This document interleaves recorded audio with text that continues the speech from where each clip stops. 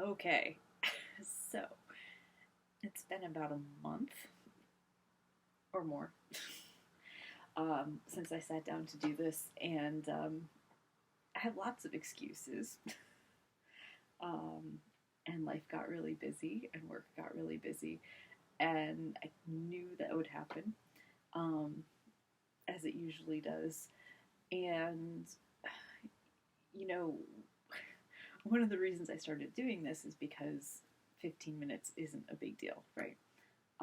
But it's really amazing how many obstacles we create to avoid doing something, right? So, yeah, my work got really crazy. And I've been working pretty much nonstop.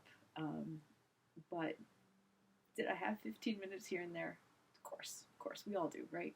Um, so, my excuses were I didn't have my computer set up. I'd have to bring it in from the other room, which means I'd have to clear a spot to, put it in, and plugging it in is such a pain in the butt. Like, seriously, these are the reasons that I use, right?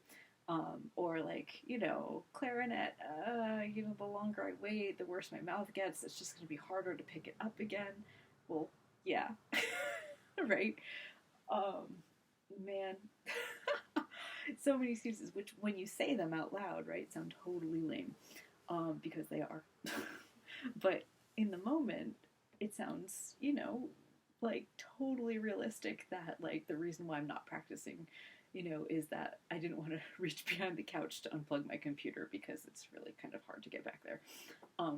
And that's sort of how a lot of things in our lives don't happen, right? It's like, it's just this little tiny barricade to getting something done that just in the moment seems so huge, and just, it would be so much easier to just keep doing the thing that I'm doing. So, my thing is that I get started on a work project, and I just want to get it done. And so I go and go and go and go and go for like hours. And so I don't, exercise, I don't practice, I don't do anything, I just work. And I like eat when I have to eat, maybe. um, so, yeah. Um, One of the important things that I've learned over the last few years is that it's going to happen. And there's always going to be an excuse or a reason, or, you know, I'm making this up as I go. But there's always going to be something in the way. And so rather than beat yourself up for it, like when you don't practice for a month, um, you have to kind of expect that it's going to happen. And then figure out how not to make it happen next time.